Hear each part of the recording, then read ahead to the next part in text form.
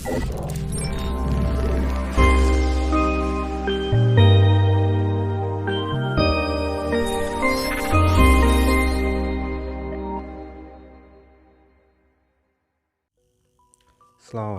لەوانەی شەشەم باس لە تاجی ئیمەیج دەکەین.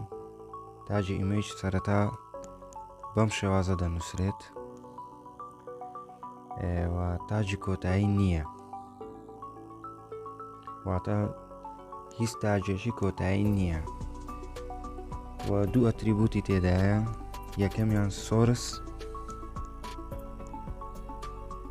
سۆرس و دووەمیان ئالت.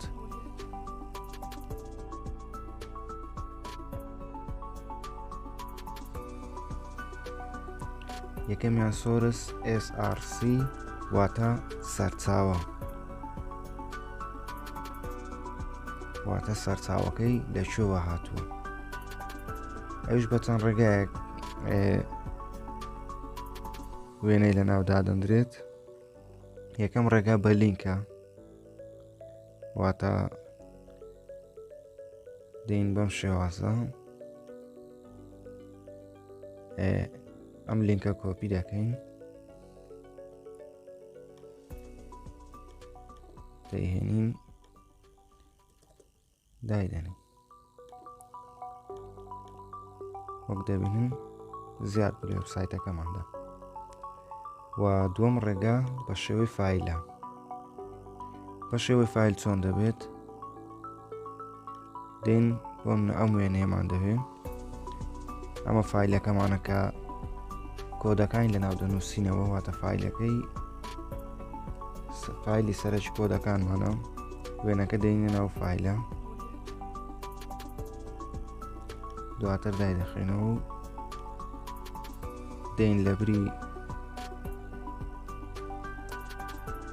ئەم لینکە داوای فایلی T1 دەکەین کە ناوی وێنەکەیە.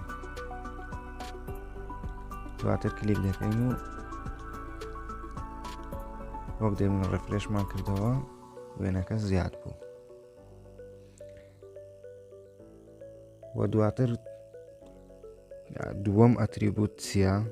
دووەم ئەتریبوت ئالتە.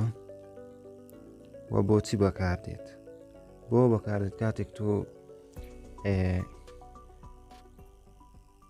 سەرچاوەی وێنەکەت هەڵە بێت یاخود بوونی نەبێت، بەکارهێنەر ئاگادار بکەیتەوە کە هیچ وێنەیەک نییە. بۆمە ئەم وێنەیە با بکەینە T3 کە بوونی نییە، لێرە هیچ فایلێکمان نییە بەناوی، هیچ وێنێکمان نییە بەناوی T3. دێنە لێرە دەنووسین نییە، وەک دەبین گەر ڕیفرێش بکەینەوە بەکارهێنەری ئاگادار کردوێتەوە کە هیچ وێنەیەک بوونی نییە. پرسیارێشتر هەیە، دەڵێت کە ئەگەر هات وێنەکەمان ناو فایلێکی تر بوو چۆن بانگی بکەین؟ واتە گەر بەم شێوازە بوو،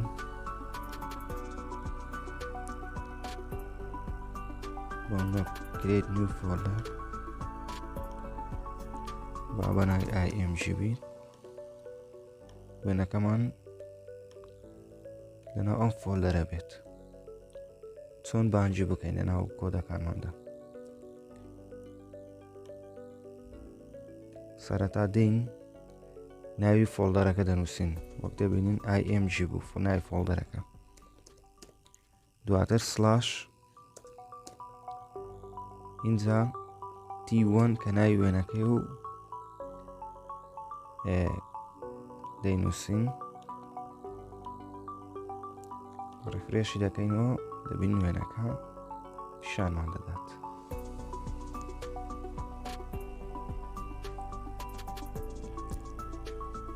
لەموانەیەدا فێری ئەوە بووین تاجی ئیمەیج چییە و چۆن بەکاردێت و ئەتریبوتەکانی چین تاوانیشتر خواتان دەگەم.